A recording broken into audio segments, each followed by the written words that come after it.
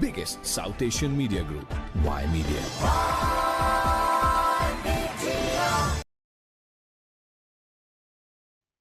Hello everyone, my name is Ymedia. I'm the group editor at Ymedia.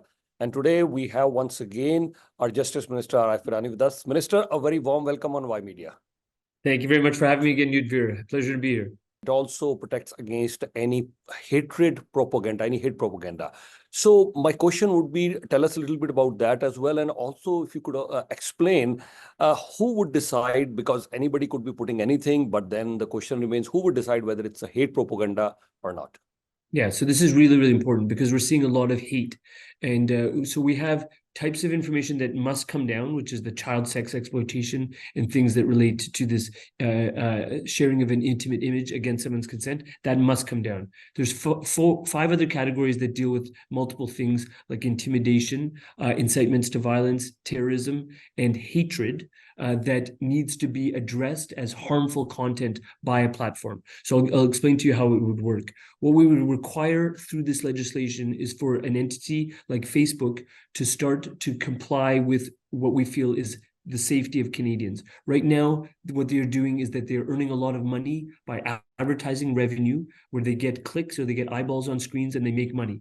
They have a financial imperative. They're a private company. We understand that. But that can't be the only basis upon which they operate in Canada. They also need to be keeping Canadians safe.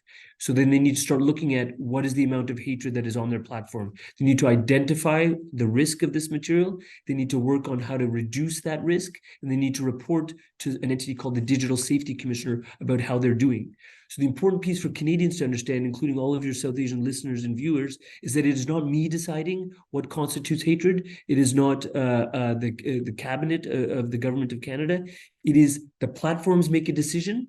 The platform's decision then gets vetted by this Digital Safety Commissioner, and the Digital Safety Commissioner can make an order, which then gets reviewed by a court of law.